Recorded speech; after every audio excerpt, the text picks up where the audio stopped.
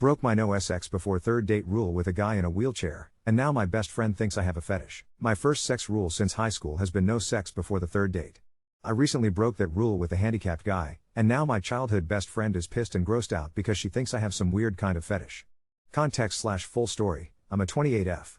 My childhood best friend we'll call Jess is also 28F. To put it simply, I don't think I'm any kind of prude, I just don't really feel comfortable with casual sex, never have. My best friend knows this and has teased me about it lightly in the past. She's been in a long-term relationship for the last 3 years, I've mostly been single while working on my degree and starting my career. Jess lives in another state with her boyfriend, so we don't hang out much anymore. So about a month ago I had a first date with a guy I'd been talking to for a bit, thought it was going places, but he gave a weird vibe on the date and I cut and ran early. On my way home I stopped at a local pub, figured I'd have a drink to unwind and people watch till it wore off. Tipsy driving is still drunk driving emo. I get there and it's pretty packed, Friday night and all, and there was no seating room at the bar. Took my drink and looked around. Most of the restaurant side of the pub was someone's birthday party, but there was a small table with a seat open off to the side, with a guy reading a book there. So I say F it, I'm a social person and what's the worst thing that happens? He says no? So I ask if I can sit there for a bit, I promise we don't have to talk or anything. At this point I feel like I fucked up because this guy up close is the hottest man I have ever seen, but he just smiled at me and gave an enthusiastic sure. A few minutes later of me sipping in silence and he says I don't mind talking, if you want to. Yeah I want to. Are you kidding me right now? We talk for a bit and it turns out Mike, fake name, is 29, just finished his master's degree in some kind of computer learning field. I program computers to program computers, and he's living on his own for the first time. He apparently stops by the pub after work because he's right around the corner, and he's not used to the silence yet after living so long with a half-dozen siblings. We talked for a good 2 hours, about everything from dating, which he said he's basically given up on, to hobbies and tastes, and we have a near total eclipse of a Venn diagram on this stuff. I eventually sort of blurted out that I don't know why he'd give up on dating. This is the closest thing I've had to a good date in forever. Shooting my shot obliquely here lol. He gets kind of an odd look on his face and says tell you what, I have to go to the bathroom, but when I come back I'll ask you out for real. Weird, but okay? Then it all clicks, because he doesn't get up to walk away, he just rolls. In his wheelchair. And I'm thinking oh my god he wanted to give me a chance to back out of this without making it awkward. How cute can this guy be? He grinned like crazy when he got back and saw I was still there, and I basically tripped over myself saying something to the effect of so I'm free all weekend, what did you have in mind? Another hour later, we've got plans for Saturday, and he told me he has a neuromuscular disorder I can't remember the name of. My degree isn't in STEM lol, so his legs work, but the signals from his brain get misinterpreted so he doesn't have the balance or coordination for walking or standing. The pub starts switching over to the younger/rowdier crowd and he asks if I'd like to go back to his place for coffee to continue our conversation. As you have probably long since realized, I did not get any coffee or conversation till the next morning and I have zero regrets. We've been dating since and I know it's still early but I really feel like this might be the one. Onward to yesterday afternoon, my friend Jess, remember Jess? Is in town, and we go out for coffee to catch up on things. I'm gushing about Mike, but when I get to how we met she just sort of got weird and edgy. I don't remember any exact words but she essentially said that I must have a fetish for the handicap since I broke my number one rule and it's the best physical relationship I've ever been in. Like it's good for me because he uses a wheelchair, not because the guy puts in effort in bed? She said I've changed as a person and left without even saying goodbye. 15 years of friendship and I've never seen her like that. Update 1. So I do have an update on Jess and shit finally makes perfect sense. And I have a slightly NSFW but funny story about Mike, because this guy is just the best, y'all. Okay, so first, I finally messaged Jess yesterday and said basically I'm still hurt by what you said, but after 15 years of friendship I'd never forgive Muzi if I didn't at least ask why you snapped at me like that. She replied immediately, I'm so fucking sorry, I didn't mean any of that, can we have a do-over on lunch? So I agreed cautiously and took a half day to meet with her today. Turns out that those of you who said she was jealous, and that she might have something else going on, and especially the person who said something might be going on in her relationship. Gold stars. She's in town because she's job hunting, because she's moving back in with her parents for a while since her relationship ended. Apparently they have been having a ton of small problems adding up, but the biggest one? Sex. The guy she's been with was apparently never great but it's gotten to the point where he makes no effort at all for her to enjoy herself and then gets pissed when she isn't in the mood. She tried talking with him about it, making suggestions but he told her recently that it's emasculating being given sex advice by a woman. The straw that broke the metaphorical camel's back, however, was that her boyfriend has always had a thing for Asian women. She's Caucasian, but she does have long black hair. After weeks of fighting over their sex life, he suggested that they spice things up by her dressing in a kimono and pretending to be Asian. She lost it on him and is absolutely disgusted by the racist fetishism and ended it right then. So she had all of this bottled up and was hoping to talk to me and finally be able to put it down. And I missed every hint that she had something big to discuss because I was gushing about Mike. So to her it felt like I was just twisting the knife by bragging about how great our sex was. She snapped, and somewhere between what I was saying and what she wanted to talk about some wires got crossed and she said something incredibly dumb. She left without saying goodbye because she was mortified and ashamed as well as irrationally mad at me. Something to know about Jess, she's an awful liar and she and I were the co-founders of our high school's foot-in-mouth society, so I do believe her. I told her I forgive her and I'm sorry I didn't realize she wanted to talk about something bothering her, and she said I was too stupidly nice and have nothing to apologize for, so I think we'll be okay. For the time being I'm not ready for her and Mike to meet, because I don't want to make things feel worse, and she agrees. But she's really happy for me. Hopefully this is just a funny story we can look back on someday. So, on to how Mike almost killed me, lol. Last night we were talking about the Reddit post and he gets this funny expression that I'm starting to recognize. And he goes, how do we know you don't have a fetish if we haven't at least tried it in the chair? And I'm like, are you serious lol? He said he's never attempted it, because, cue tears, he's never felt so comfortable with a partner before. Well, his chair has what is essentially like a parking brake thing. Or it should, it's unfortunately broken and apparently getting them fixed is an expensive pain in the ass. He doesn't use it that often so he hasn't made it a priority. And there's this thing called Newton's third law, you know how every action has an equal and opposite reaction? As it happens, when you're trying to get the motion of the ocean going, in a chair with wheels that aren't locked, there's a sort of counter motion that starts and fucks it all up. So we were going nowhere fast except for inching along the floor in his bedroom. And laughing at the silliness, which isn't helping. Eventually he just stops and says maybe we can get some of those wooden block things they use to keep little planes from rolling away, like in Indiana Jones, you know? I absolutely lost it, like laughing so hard I'm in tears. He's giggling half at the situation and half at my reaction, and everything just keeps setting me off again. Finally I get it under control, doing some deep breathing exercises and shit, and I look at him again. And he pulls the straightest face he can, and says, for the love of God, golly. This sure is uncomfortable. Folks, if I had asthma I would have fucking died right there. I laughed so hard I think I pulled a rib, like wheezing and not even laughing anymore so much as weeping and making this awful hey noise when I could catch my breath. While he's laughing and rubbing my back and saying he's sorry, he couldn't resist. So yeah, confirmed, no fetish here, and this magnificent bastard's comedic timing might actually kill me. I doubt I'll update again, because there's really nothing I can see needing to share given everything sort of worked out. And in the end, the real assholes were the friends we made along the way? Ike. Update 2. Hello again. I was going to post this on my own page but a few people mentioned that they think it's nice to read on Ada, so fuck it, here's the Met Mike's family update. And it's a doozy, or at least felt like it at the time for a girl who grew up with a small, dysfunctional family.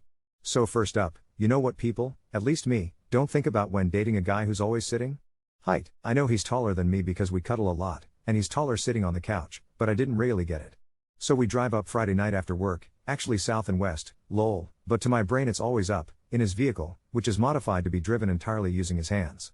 Neat, right? He's a really good driver too. One more green flag.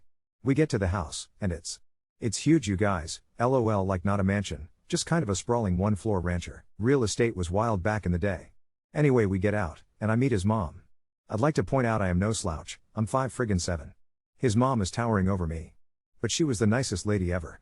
We go inside and I meet his dad, who funny enough is apparently the only short one in this family, and his youngest sister, who is living there with his 1-year-old niece. She gets up to hug me and she is also really tall. It's already a bit late then, so we eat and head to bed. I get to see his cute as shit room from when he was a teenager, and I casually ask hey, so I don't know how this works and stuff, but how tall are you? And Mike is all I'd know, like a bit over 6 feet 4 inches? Been a while since I checked. A bit over 6 feet 4 inches. So, is everyone in your family tall? Kinda? We met the Nordic basketball team he calls a family properly the next day. Actually they're Irish, but they're blonde and tall so it conveys the idea better. The only one of reasonable height, and still taller than me, was his oldest sister, lol. They are also loud. Like not really shouting or anything usually, just present. Mike is a lot different around them, but in the cutest way, like he just beams all the time and you can see how happy he is to be home. One of his brothers put him in a headlock and gave him a dang noogie as a greeting, and got elbowed in the side for it, and all of them laughing. And his mom smacked one of his brothers with a rolled-up magazine for putting his feet on the table. More laughing. Just intimidating but in the happiest way imaginable. I'll admit I was a little shut down for a bit, but Mike kept checking in with me to make sure I was okay, and they were all really nice, so I got into the spirit after a bit. I mentioned this in another comment, but Mike has a special sports wheelchair he uses for, well, sports, and he and his siblings play basketball. And he is good. Apart from just having a hell of an arm, he's quick as hell. And this magnificent bastard that I love will absolutely, purposefully, gleefully run someone's toes over. He aims for it. They all have this yank back the foot maneuver that's hysterical to watch. So it was this crazy day of loud people playing and having a blast, nieces and nephews running around, and just noise. My ears are still ringing. The food was catered in advance because his mom had 7 babies. All I make on Mother's Day is margaritas. They also have a pool. It's a bit chilly still, but the pool is heated, so we actually all got to swim, which was a lot of fun because I got to show off that I too am athletic. I can do a backwards somersault off a diving board. Yeah. I'm a real catch lol. They at least pretended to be impressed. We all stayed up late drinking and bitching that it was too overcast to see the aurora. Boo, and I had the worst hangover I've had in a while on Sunday. We slept in a bit late, and then joined Mike's family for the barbecue part of the barbecue weekend. His dad can grill people. And he's fast, food coming off the grill at lightning speed. I asked Mike about it and he laughed and said there was 7 of us to feed. Ever see a nest of baby birds? He had practice. Which, fair enough, I don't have much experience with babies, but I got to hold his youngest niece, the one living at home with his sis until her husband gets back from deployment, and we had a light talk about kids in the future. I told him that I never put much thought into it, but if they were going to grow up in a happy home like his and not how I grew up, I'm pretty sure I'd be open to having them with him someday. But later. I need him all to myself for a while first. He seemed really happy about that, which makes me feel all goofy and happy. I'm sappy. We had to drive home Sunday night, but before we went his mom hugged me and said she's never seen her son like this, and thanked me for taking good care of her baby. And asked if we'd be back for the 4th of July or if we were doing something with my family. And I tried to be all no, we'll be here if you don't mind. I don't see them much and I think she caught on that there's more to the story. So she just hugged the shit out of me, Vikings, all of them I swear, and told me she can't wait to see me again. My ears are still ringing from all the noise and chaos, but it was an absolute blast and I can't wait to see them again in July. Also, pretty much sure Mike is the man I'm going to marry. I literally can't think of a single reason why I would ever let him get away. Anyway, thanks for reading, hope you all had a lovely weekend, and those of you who got to see the aurora I'm happy for. You but you suck, lol. Update 3. This isn't one of those stories, lol. Sorry, that was mean, but I couldn't resist. Okay, on to the actual update. No, we aren't engaged yet. Yes, we have talked about it in the context of how seriously we are taking things. No babies yet either obviously, we are diligent about birth control. I want Mike all to myself for a while. So, the 4th of July visit to his family's house was pretty awesome. After getting to know everyone last time I had better expectations of what I was going into, and I've talked with my therapist about the whole play fighting makes me anxious because in my childhood home it wasn't playing thing. I don't want them to ever curb how they act to cater to me, and instead I guess I'll consider it immersion therapy. I think Mike mentioned it anyway because I didn't see much of it this time, though there were cheerful threats of doom lobbed about which I didn't mind, at all. His mom is amazing, I'd like to point out. Even if she moms so hard it makes me weepy. So, background info, I have a really common sounding name spelled really uncommonly. Think Danielle or Jessica. Because in addition to everything else my parents decided to be creative when they named me.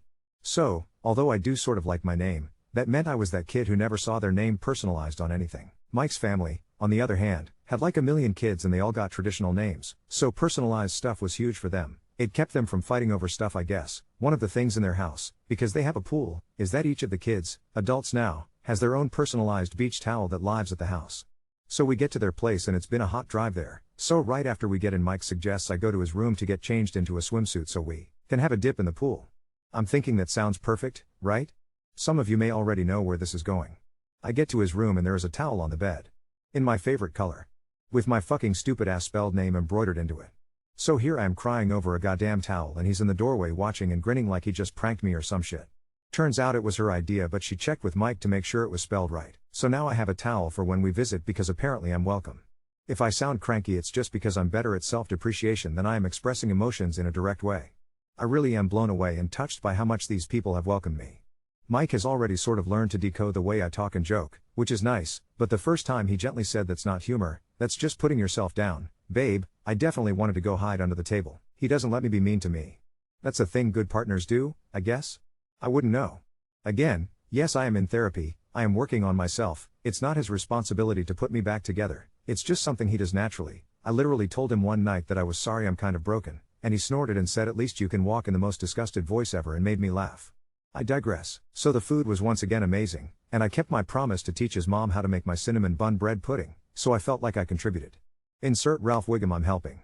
Meme, I learned to play Yahtzee, and as it turns out I am very good at it. They do a lot of board games things at night when everyone is staying for the week. These people have a lot of board games. And puzzles. Whole damn storage closet of the things. They also drink like fucking fish and can hold it so I'm learning to pace myself.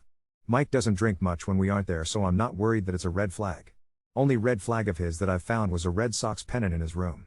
Now I realize I might be talking him up a lot, but he isn't perfect. He snores, he has a habit of arguing with people on the TV when they make stupid decisions, he sometimes starts talking about things I don't understand and just goes and goes until he realizes he lost me like 15 minutes ago, and he is fastidiously tidy, which makes me feel guilty because I have bad habits to lose. I'm not used to clutter means I can't move through an area, but I'm really trying. I barely spend any time at my own place anymore, and we're definitely looking to move in together sooner than later. Yeah, so, not that much of an update, no one burned themselves on a firework or anything super exciting. I'm just in an ongoing relationship with a great guy who has a great family and things continue to look up for us. We head home tonight so we can spend some alone time Sunday. Hope everyone else had a safe and happy holiday. Edit, my extremely unhealthy but delicious cinnamon bun bread pudding recipe. So you take 2 pop tubes of Pillsbury cinnamon buns and bake them per the instructions, but reserve the icing. Then turn off the oven and leave them in there for another 10 minutes, you want them a little overbaked. Cool, then chop them up into pretty big rough pieces. Use a 13 by 9 pan with high sides, and put like half stick of melted butter in there and coat the bottom and sides. Preheat oven to 400. Whisk up 8 eggs with 1/4 cup of half and half or heavy cream, put the cinnamon bun chunks in the pan, and then pour over the egg and cream mixture. Get in there with your hands to spread it out and make sure the egg and cream is mostly or totally absorbed. You can add another egg if it looks too dry, eggs aren't always the same size lol. Bake for 20ish minutes uncovered until it feels firm, then add the icing from the tubes all over the top and let it cool a bit till the icing is super runny. It can be served hot as is or brought somewhere and reheated in an oven for a bit, but if you reheat it cover it so the icing doesn't dry out. Times and temps subject to your oven and size of your eggs. That's what she said? Seriously, I am incapable of being normal. Update 4.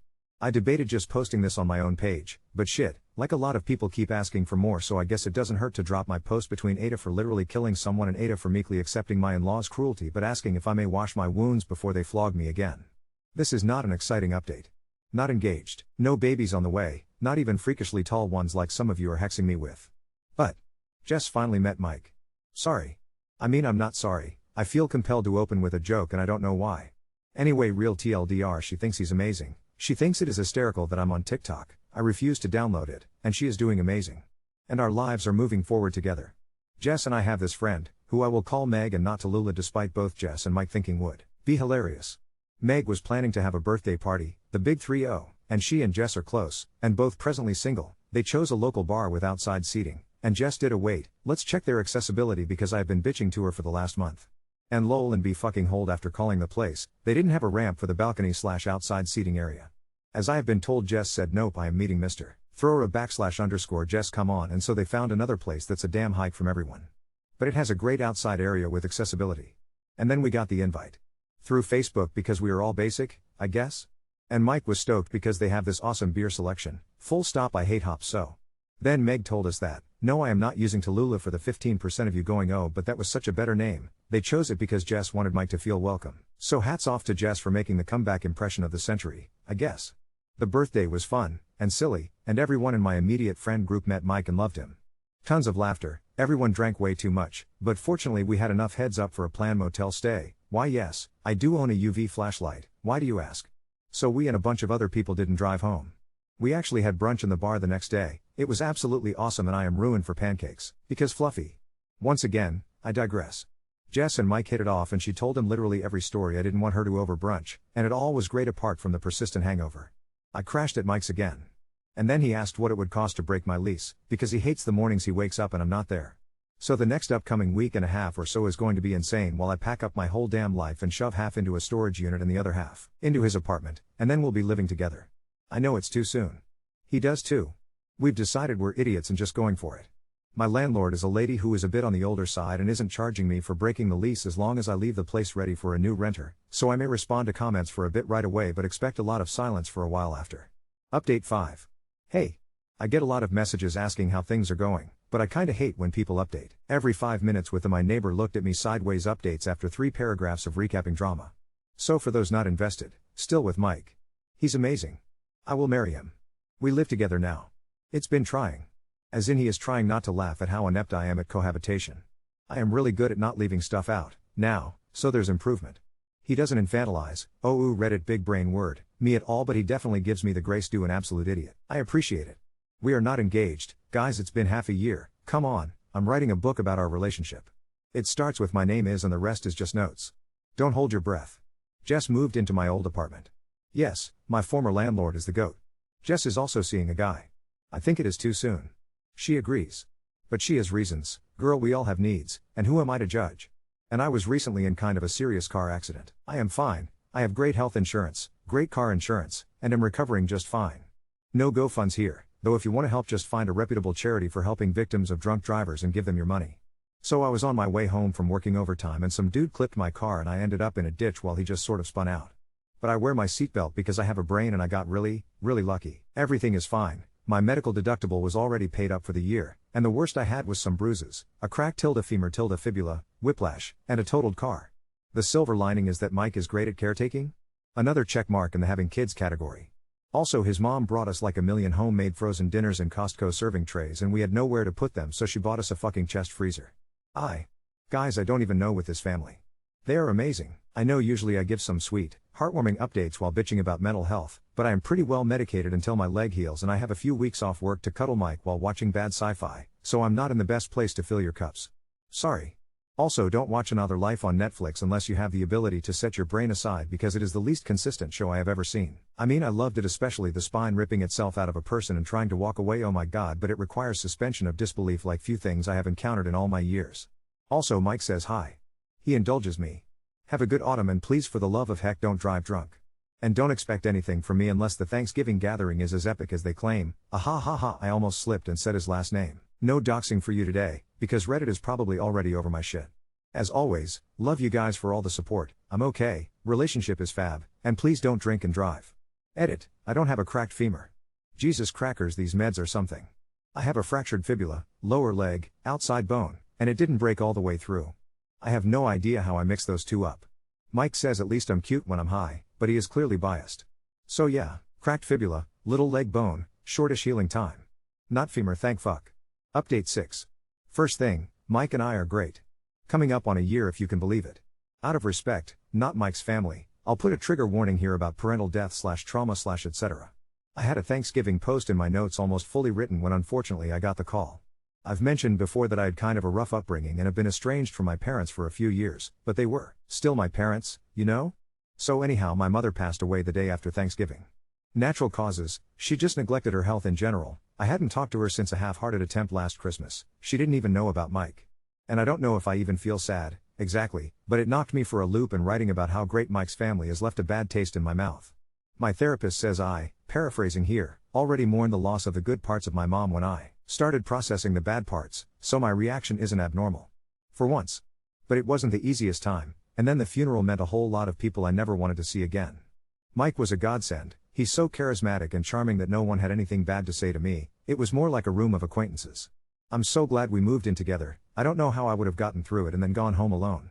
So, I'm going to do this a little out of order. Mike and I spent the whole Christmas week with his parents again, and they were very sympathetic and understanding in the we respect that you don't want us to make a big deal way. Most of his family wasn't there except for dinner the day after Christmas. Just wait till the Thanksgiving recap and you'll understand why Christmas is so low-key. No one could handle that twice in 2 months, so it was nice to wake up and feel like family and open presents in my pajamas. Mike and I have matching Christmas ones now. We are ridiculous together, and I love it. Also, it was a white Christmas for the first time in years.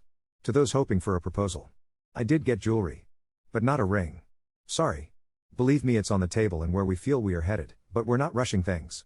Also, given everything going on, it wouldn't have been the right time. But I got a lovely pendant with my birthstone and real diamonds, so I was very spoiled. Christmas dinner was good and catered, and a lot of chaos and kids and presents, and I missed most of it because I had a pretty bad headache and it was just a lot at once. But I was there for pictures, and everyone kind of accepts that I'm the future wife even without a ring, so I feel nice and included. Sorry that this update is on a bit of a downer note. I know I don't really sound like my usual upbeat self, but I'll get back there once the holidays, seasonal depression, and stuff is behind me. That's why I saved my Thanksgiving post for the end, to hopefully go out on a high note. Hi all. I get a lot of requests for updates, so I thought I'd share how things are going, now that Gluttony Day is behind us. Mike and I are happily cohabitating still, things are well on most fronts. I had a minor car accident a little while ago, I posted on my page about it, but I'm mostly healed up now. Mike's family is still the absolute best, and honestly his mom is more motherly than mine has ever been. Sucks, but it is what it is. See? That line right there, ouch. I've been warned that Thanksgiving is sort of their big holiday, since a lot of the family spends time elsewhere on Christmas. And that it's a bit of a spectacle. But Lord Almighty, I was not prepared for this shit. So, things you need to know, there is some weird battle of the sexes thing they do. A few years ago, Mike's mom pointed out that the family kept getting bigger and it was harder to make enough turkey for everyone. So the kids got together, and everyone takes credit for the idea, and bought their dad one of those turkey deep fryers for Christmas. So Thanksgiving rolls around again. I so wish I'd met Mike sooner to see it myself, and thanks to the combination of beer and I'm sure we can figure this out, apparently their dad set fire to the lawn. At least no one was hurt, apart from pride. But after that there was sober practice, and now mom's turkey versus dad's turkey is this whole thing. Like there is literally shit talk the whole day. People are set up into camps. I joked we needed team shirts and I think they actually want to do that next year. It was all pretty hilarious and casual, and they had like 3 damn tables set up. Don't worry, Reddit. I made sure no teenagers were being parentified or unliked in-laws were being forced to sit at the kids' table. Actually I was low-key jealous. They got crayons and coloring books. The food was all amazing and all hands on deck except for me because his mom refused to have me on my feet even though my leg is basically fine now. Mike kept bringing me stuff. It was so cute, y'all. I can't even put into words how much golden retriever energy this boy has. If you're wondering who made the better turkey? Ooh man, it's hard. Mike's mom does a brine, Alton Brown is the goat, but there is something about fried turkey skin that is just next level. So I'd say it's a tie, and that's not just me being diplomatic. I ate so much that I barely had room for dessert. It was fantastic. I never fall asleep in the car, but I was passed out on the drive home. We had kind of a second Thanksgiving at home the next day from the leftovers, and I probably just put on 50 pounds. No regrets. Anyway, I'm off to sleep the bird off. I hope you all had a wonderful turkey day and a great Christmas coming up.